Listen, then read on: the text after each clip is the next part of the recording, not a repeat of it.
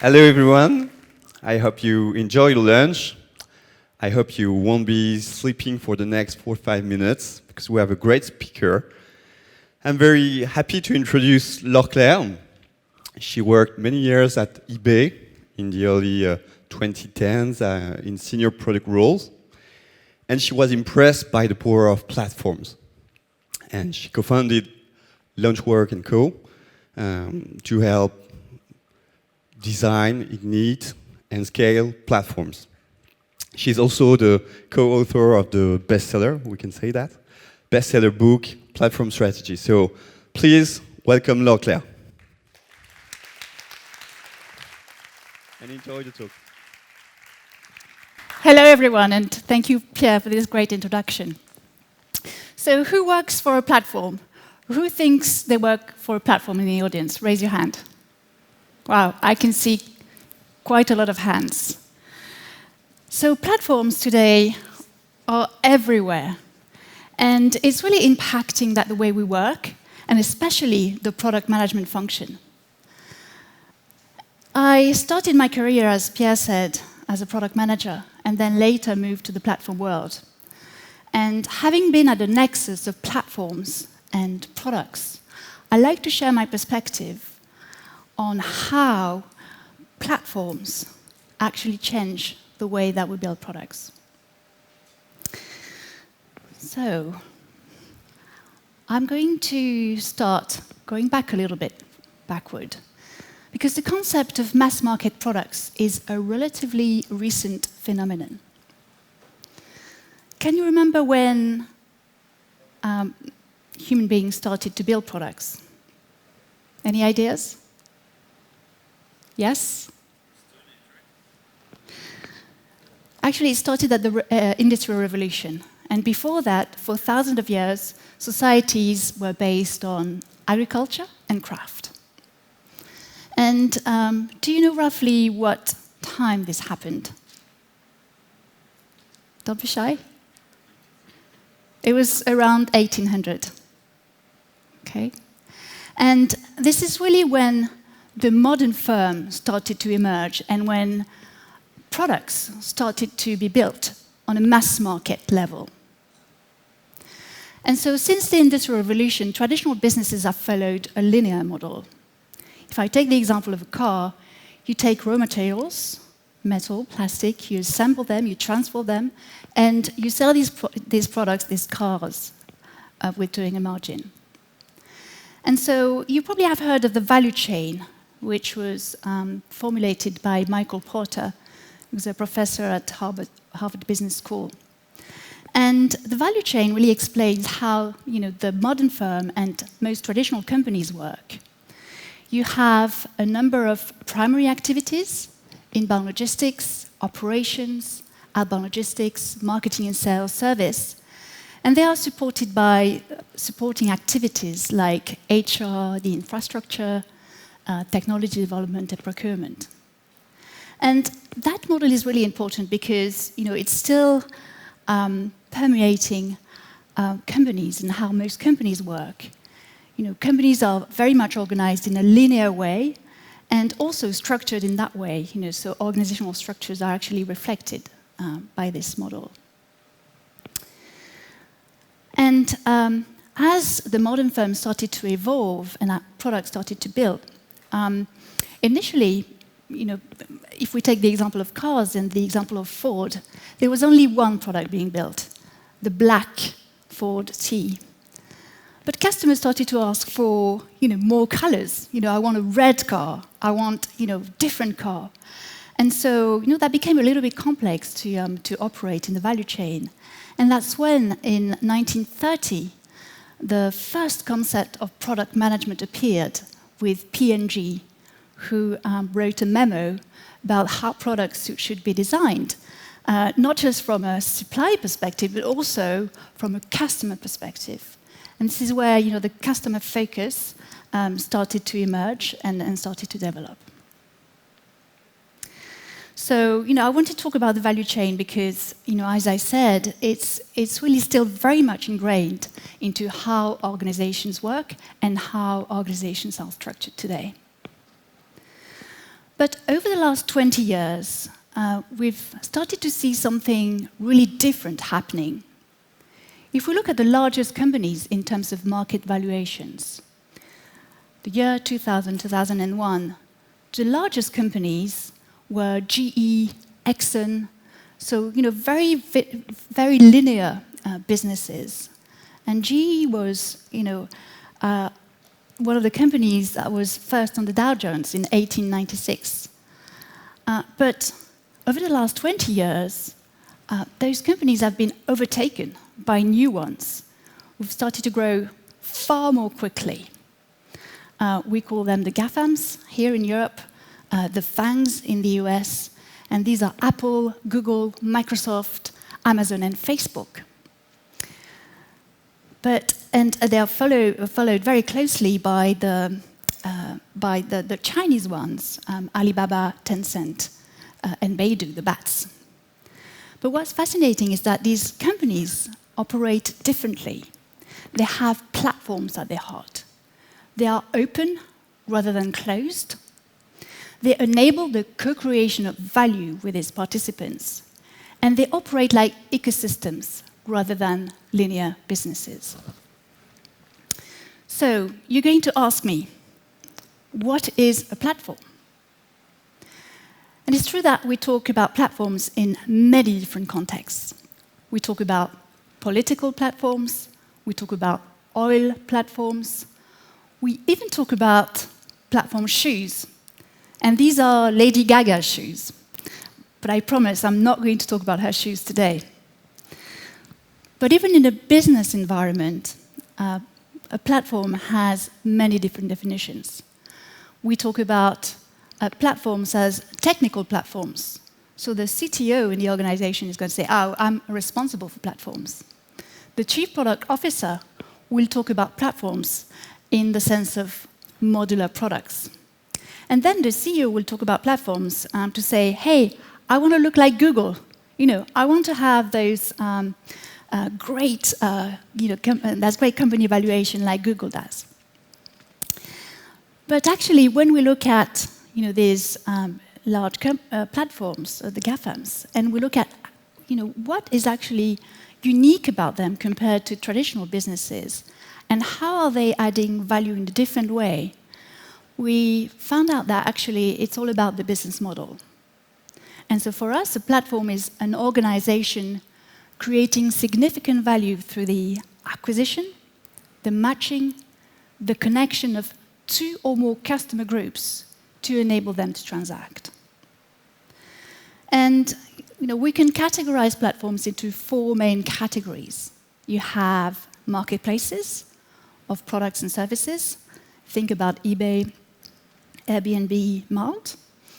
You have social platforms, network and messaging platforms like Facebook, Instagram, LinkedIn. You have cards and payment platforms. We often forget, but Visa, MasterCard, American Express are one of the first platforms because you need people with cards in their pockets on one side, and you need merchants with terminals that can accept cards on the other side. And then finally, operating systems and app stores. The Apple App Store, Windows, Android. And you can think about these as marketplaces of digital products. And so when I was at eBay, we were using the traditional management tools to grow the business. We were using the value chain and so on, but they didn't really work. And they didn't because those tools really work with linear businesses. And actually, platforms are not linear. They operate more like ecosystems. And so when I co-founded LaunchWorks & Co., we tried to find frameworks and tools that could help us design, ignite, and scale these businesses. But they didn't exist. So we came up with the rocket model. And so, I'm going to spend quite a bit of time on that slide. But this is really the secret sauce in terms of, how you can design scale, ignite platforms. And so, platforms operate like ecosystems because you have actually feedback loops between all the different functions. But I'm going to explain it sequentially, so I'm going to go linearly through it, although it doesn't really work that way. I'm first going to start with the attract function. And in the attract function, you actually need to attract a critical mass of producers on one side and a critical mass of users on the other side. Okay, so from a product perspective, what it means is that you need to build two value propositions for two different sets of customers. And that is a fundamental difference with traditional linear businesses. You have two sets of customers. And so if you are just designing and launching your platform, as a product manager, sometimes it can feel a little bit schizophrenic because you have to both understand and cater for the needs of two very different communities. So, putting being in the shoes of the customer, one day is the users and the other day is the producer, can be quite challenging. Matching. Matching is about, as it says, it's basically about introducing and matching users with the producers. And it needs to be done in a relevant way. It needs to be done in a timely and filtered way. And here, matching is absolutely quite unique to platforms. You're matching two different communities. Again, you don't have this in a traditional business. And from a product perspective, you need to think about matching as a product. And that product is really at the beginning of value creation, because that really is going to enable you to basically connect effectively and to enable transactions between the two different communities. And so you can think about matching as with producers and the users at the triangle, and matching really bringing in the users and the producers together. Connect function is also very important because you may have asymmetry in information between the two sides. If I think about buying a second-hand car on eBay, I may want to know about how old the car is and perhaps how many accidents it had. And that's really important information to me as a buyer before I decide to make the transaction. Transact is really the raison d'être of the platform. You're doing all this because you want to enable two communities to eventually transact. And that transaction can be of a different nature depending on the platform. It can be a purchase. It can be a meeting. Think about dating platforms. So I don't know what the transaction here is, if it's just a meeting or something else. It can be an exchange of information. It can be a contribution. It can involve payments or not. But what is really important here, thinking about product, is about the liquidity. Because you really need to have a balanced liquidity between the user side and the producer side so that people can transact. It's not going to be very helpful if you have thousands of flats. On the producer side, think about Airbnb with just one person wishing to rent a home. Or in the same way, if you have only one flat, but thousands of people who want to rent this place, it's probably not going to be very effective. So, growing the platform in a balanced way and achieving that, balanced liquidity is really important. And then finally, you have an optimize function. And here, you're really gathering lots of data from, customers operating on the platform. And you can learn from that data to enhance the experience, but also to improve the health of the ecosystem. And one of the key objectives here is really to improve and to maximize the network effects, and positive ones especially. So as one participant joins the platform, it adds value to the ecosystem. And so maximizing the positive network effects and then minimizing the negative ones is really important. And so, because you're in a world where you're enabling the co-creation of value between participants, governance is really important. And so governance is one of the key strategic enablers here. Because here you're in a world where, in theory, anyone can join the platform and anyone can do anything, or really, no. So you need to set the norms, the rules, and the laws that regulate the ecosystem. So, who's allowed to join the platform on both sides? Who's allowed to do what on the platform? How is the value going to be shared between the participants? And that leads to pricing. And so when I was at eBay, we had lots of very complicated rules in terms of what you can sell and cannot sell on eBay. For example, we said, okay, it's not possible to sell live animals on the platform. But if you sell eggs that have not hatched, that's okay, because it's not considered as a live animal. So lots of subtleties like this. And so, governance is absolutely key. And again, from a product perspective, you need to think about the rules that you're going to be able to automate and the rules that, perhaps you'll have to deal with on a manual basis. Trust is also fundamental because, again, you have participants who may not know each other. So, trust needs to be thought through at different levels. First of all, you need to ensure that there is trust in the concept of the platform. There is trust in the platform itself. And then there is trust between the participants who may not know each other. And then you also have key enablers like the infrastructure, the payments, if indeed they are payments at the transaction level, and then the user experience as well. And so I'm going to spend, in the second part of my presentation, I'm going to spend a bit more time on 3 of those aspects with examples. And I'm going to talk about the matching in more detail. I'm going to talk about trust. And I'm also going to talk about the organizational challenges of scaling a platform from a product management perspective.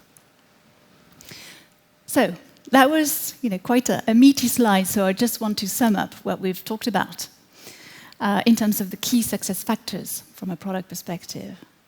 The first one is you need to build strong value propositions enabling co-creation. You're going to build those value propositions with your customers. You need to have an effective search and matching because that is really at the start, at the start of value creation of your platform. Balance liquidity to reach your critical mass. Encouraging interactions to maximize the positive network effects. Designing, supporting governance rules. And designing and building a trust framework for people to transact safely. So why have platforms been so successful? Well, because at scale, they can really deliver on 4 things: selection, convenience, value, and trust. Selection. What platforms are very good at is actually providing the long tail. Linear businesses are very good at providing the head. If you take the example of app stores, the Apple App Store or even Android, you have millions of developers developing millions of games. This is something that Apple or Google couldn't do just themselves. They couldn't have millions of developers. But with the platform model, they're really enabling a a very large community of developers to offer millions of games to customers. Convenience, and that is a little bit of a subtle point, but because platforms don't produce anything, what they do is orchestrate an ecosystem and enable transactions between different communities. They can really focus on improving the customer experience and making sure that they remove the friction between the users and the producers. And so they are really redefining the standards in terms of what customer experience means online. And so it's also a challenge for traditional companies there. Value. Platforms can deliver incredible value, and they can do that in 3 ways. The first one is that they are really efficient. The second one is that they can provide value through lower prices. And then thirdly, they can also give back that value to shareholders. And then finally, trust. And this is something that we've recently seen, which hadn't been done before, is creating trust really at a global level. And I'm really going to stay on the topic of trust, and that's one of my first examples, because trust is really at the heart of everything. It permeates everything on the platform and off platform. And so from a product perspective, you really need to think about, okay, so how do I build trust holistically within my ecosystem? And I'm going to take the example of BlablaCar, because BlablaCar is I really set the example in terms of building trust between people who don't know each other. And when you think about it, the concept of car riding was completely new and unproven, and yet they've managed to build this amazing platform where actually people can trust each other. And there's a very interesting survey they did a few years ago. And the survey is about asking people on a scale of 0 to 5, how much do they trust, first of all, their friends and family. So you see this really nice family here on the screen with the parents and the children. And so how do you trust your friends and family? The answer is pretty high, it's 4.7. Perhaps you don't trust your little sister, your little brother, but roughly you do trust your friends and family. Now, how much do you trust a stranger in the street? Not much, it's 2.2. How much do you trust a stranger online? 1.0. Well, I think it's pretty highly paid for a stranger online. But now, how much do you trust a BlablaCar member with a photo only? Okay, 2.5. A BlablaCar member with a positive rating, with a verified number, 3.2. A member with a positive rating, 3.4. And now, when you aggregate a BlablaCar member with a photo, a verified number, and a positive rating, it goes up to 4.2. And so that's quite extraordinary, right? So you're going to spend 1,000 kilometers with Peter, you don't know, you've never met, and you're going to trust him almost as much as your friends and family. That's quite extraordinary. And so this doesn't happen randomly. There's actually a lot of work, in making sure that, you are showing the right criteria, you're building the right criteria from a product perspective to really build that trust, between the participants. And so BlablaCar has, come up with the DREAMS framework. We use, at LaunchWorks & Co., we've actually designed a similar framework, which applies to most platforms, not just marketplaces. And it's really about, helping companies build that trust between the different participants or platform stakeholders. And so basically, you need to think about how you bring forth, from the participants' perspective, their credibility, their contribution, but also how consistent their contribution is on the platform. Then, from a community perspective, what can you do to use the community so that participants can relate to each other? And then, from a platform perspective, in the background, what are the control, correction, and coverage mechanisms that you can build in order to build and strengthen that trust within the ecosystem? I'm now going to move to the matching. And as you remember, matching needs to happen in a relevant, filtered, and timely way. Relevance is really critical here, and making sure that you really understand from a customer standpoint what are the key criteria to a relevant match. Filtered, also necessary, because if your marketplace has a very long tail of products and services, you don't want, when customers search for something, you don't want them to have so much choice that they can't really choose. But likewise, you don't want them to have so little choice that it's very difficult for them to choose. So, making sure that you're giving the right number of results. There's a lot of research showing that 5 results plus or minus 2 really works from a making sure that the efficiency, from an efficiency of choice perspective. And then timely also, we always think that, okay, you need to show the results like immediately, real time. It's not always the case. For very complex services, perhaps you can build more value into your sales results by, waiting a little bit, making customers think that, you're working for them in the background. So I want to take the example of Meilleurs Agents. Meilleurs Agents is a leading real estate platform in France, and 50% of the home sellers in France use them to evaluate the value of their property, and 90% in the Île-de-France region. And historically, it's very interesting, Meilleurs Agents started actually as a linear business, selling qualified leads to estate agents. But a few years ago, they realized that actually there was a market for connecting home sellers with estate agents. And so that's when they pivoted and became a platform. And so we helped them scale their business. And in doing so, we identified matching as one of the bottlenecks.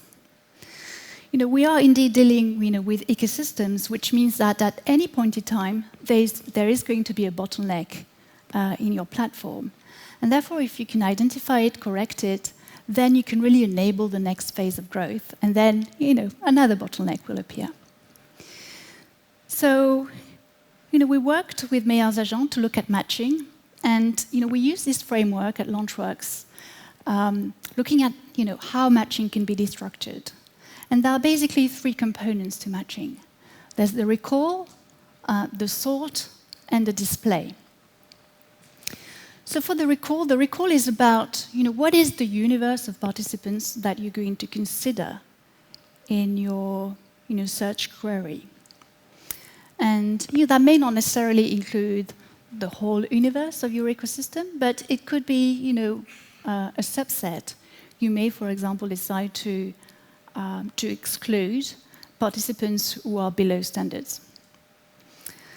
Sort is about the search algorithm and also the sorting rules. So, what criteria are you going to use for sorting your results? In the case of Meilleurs Agents, it was fascinating because what really mattered to sellers was actually how close the estate agent was to the property that they were trying to sell. So that was one key criteria. But then they also realized that there was something else. the similarity of items was also really important. If I'm selling a studio and I've got a really close estate agent, but they are not specialized in studios, they're really specialized in big houses, perhaps it's not going to be a good match. So really understanding from a customer standpoint, what are the key criteria to really enable relevance was key. And then the display is how you're going to display the results to the participants. And obviously, you need to think about the different channels. So the way you're going to display on the mobile, may be completely different from how you display on the desktop. And also, you need to make sure that whatever you display, you have complete consistency, so that if you look on the mobile or you look on a page on the desktop, you're going to have, or you receive an email, you're going to have the same results. And that's really important, and it's back to the trust point. You really need to build and think about trust holistically across the whole user experience. And so, Meilleurs Agents works on a new algorithm, and the results were quite impressive in terms of the viewing of estate agents' digital shops. That increased by 68%. And I'm really sorry, but I think it doesn't really display on the screen. There's a problem with the formatting. 68%. It's quite amazing in terms of the performance that they've achieved. And so for me, the lesson is that you really need to think about matching as a product, bringing two communities. And sometimes it might feel a little bit schizophrenic again, because you're matching two communities who sometimes don't have the same objectives in life. So there's always a conflict between one side and the other. Something always to remember. And then finally, I'm going to talk about the different priorities across life stages, because priorities really change over time. And so, if we look at the four main life stages of platforms, these are the pre-launch, the ignition, the scaling, and then the maturity. And so, at the pre-launch, it's all about the business design. Then you launch, and you really have to achieve, product market fit, which we call in our world platform fit, before you start really scaling the business. And there it's really about achieving that balanced growth and that balanced liquidity. Because if you grow too much on one side, so you've got too much users on one side, or you have too much producers on the other side, the platform is going to unravel. So you really need to have that balanced liquidity. So growing in balance the two sides to get to the critical mass. And then you reach maturity, you have network effects there, and it's all about defense. You have to defend your business against new entrants, new platforms coming to compete with you. And so if you look at what that means from a product organization perspectives, it really reflects those priority changes. Pre-launch, it's about the product and the value proposition design, and you may be, as a product manager, on your own, and you have to do everything. And then you launch, and if you're lucky, you might have UX or other people helping you, but it's still a very small product team, and you still have to think about everything. But then as you scale, you start building specialized sub-teams, tribes, and you can have teams looking after one side, users, the other side, producers. You may have a team looking after the matching. And then at maturity, you can even specialize further. When I was at eBay, we started to have, in the seller team, actually different segments of sellers. So we had consumer sellers, we had entrepreneurs, and we had merchants. And they all had different needs. And therefore, we needed to build different products for them. And that meant different product teams. And so I'm going to take the example of Mano Mano, the marketplace for DIY and gardening. And they went through that exact experience. At Ignition, a very small team doing everything, and then growing to 3 PMs. And then in 2018, so that's last year, they really started to scale. And they grew the team to 25 people. So going from 3 people to 25 people, that takes, it's quite a big endeavor. So they started initially by building 3 tribes with 6 PMs, but also the UX, the QA, and user research, looking after sellers, customers, and insiders. And then later in the year, last year, they added more PMs, more team members, still 3 types, focusing more on the customer side, so the buyer side, being organized by customer journeys, so looking at find, buy, and care, which are the 3 main customers' journeys for customers. And so, this year they're still operating in that model, but now adding back a seller dimension with user research for sellers and also for pros. So as you can see, quite a big transformation. And I do remember from my days at eBay that it takes a lot in terms of, especially in terms of communications, because you need to make sure that within the product management team, you actually communicate in terms of what changes you may do in one area, because you're building ecosystems. Everything that you do in one area will have repercussions in other areas and so on. And therefore, even within the product team, you need to have that communication flow. But then within the organization, you also have the same challenge because it impacts so many other teams. So it's really important to think about, how you're going to get that flow, with a marketing team and all the other customer service and all the other teams. And I just want to finish, with Mano Mano, zooming in on the customer journeys and show, which KPIs they've been tracking.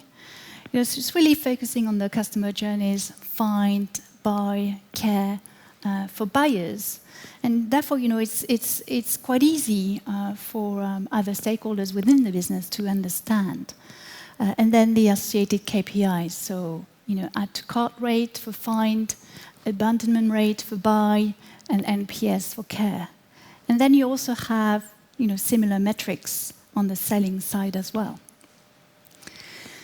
So if you'd like to learn more about platforms, I really highly recommend this book, Platform Strategy, and you'll be able to learn more, and especially about KPIs if you're also interested in that topic. And you can also, and it's just today, grab an illustrated summary or a cartoon of that book. It's a little booklet, and I think there's a few copies available here today at the TIGA clinic, and I think when you'll go downstairs, leaving the conference, there'll be also a few booklets on the table as you go. And then, if you missed that, you can also download the free English version online at this address. So thank you very much, and ready to take questions.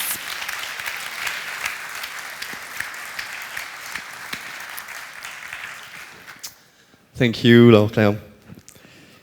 We have a few questions from the assembly. First, people wanted to know if everything had been done on platforms already. Is it too late? And if so, what's the next big thing after platform? Wow. So, That's an easy one. So has everything been built already or launched? Sorry, I didn't hear very well the question. Yes, is platform too late? Like for people who want to start a new business, is it a good idea to go on a platform model? Well, it's very difficult to answer this question, but you see that there are many areas which haven't been addressed yet. So, if we think about some markets are more mature than others. So, platforms started to be disrupted in the retail space, and then, other industries have been disrupted. But now, if you think about government, government as a platform, if you think about even education or health, there is so much to be done. So I think, in some industries, like I mentioned, we are only at the beginning. So it's the beginning, all right. I think for me it's the beginning, yes. Another question was about how to ignite platform. This is the key issue when you start a business in a platform model. So what would be your recommendations to start with? Supply, offer, how to avoid spending millions of dollars? Yes, and that's. And I think that eBay was very, very good at that because they didn't raise any money or very little. Yeah, so I can talk about the eBay experience in the sense that when eBay started, there was nothing, and eBay started very, very clever because they've started with collectibles, so coins and stamps, things like that, and this is a community where people actually are buyers and sellers at the same time. So as a platform, you only have to recruit one side, and basically you get the two sides. You've got people who are selling and buying. So it's very clever. And yes, because they started like this, and because it was a complete open market, they grew pretty quickly and didn't need lots of money to ignite. Now, ignition is really tricky because it's what we call the chicken and egg. So where do you start? Do you start with the user side first or the producer side? It really depends. You really need to start with the side that is going to be constrained. So if you take the example of eBay, you're never going to be able to start a product marketplace if you don't have products because you'll never be able to attract buyers. So there you really need to start with the sellers. But then as you recruit your sellers, you can't wait for too long because if there's no activity and they've spent lots of time and effort onboarding and they don't see the demand, it's going to be very difficult. So there are a number of techniques. In the book we talk about I don't know how many different techniques, but there are a number of ways to hack this.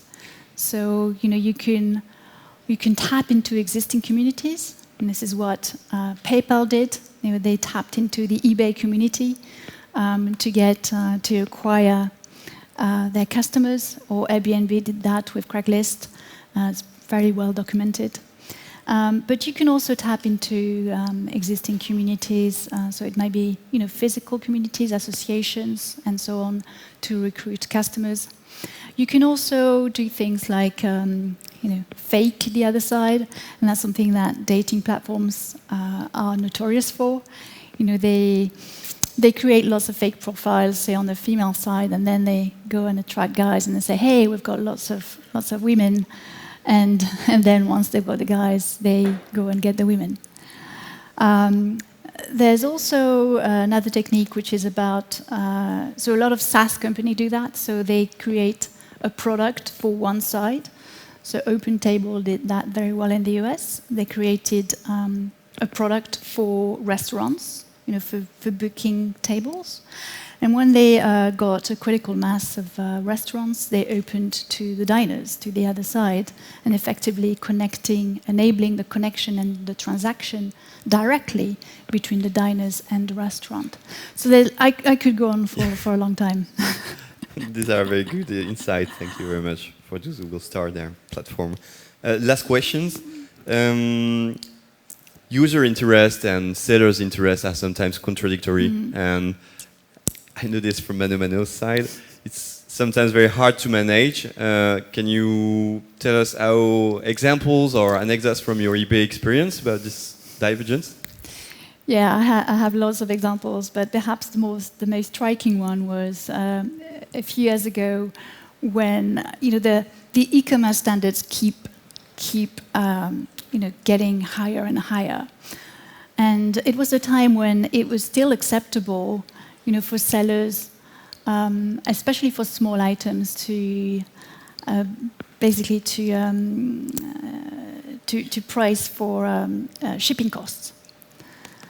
But Amazon didn't have any shipping costs, and the e-commerce industry was moving. So we thought that it was important for sellers to offer free shipping, because it's something that customers wanted. Okay, so you have on one side customers who say, I don't want to pay any shipping costs, and on the other side you have the sellers who say to you, I can't afford to absorb the shipping costs. It's going to impact my margins. This is impossible, and then I have to update millions of listings.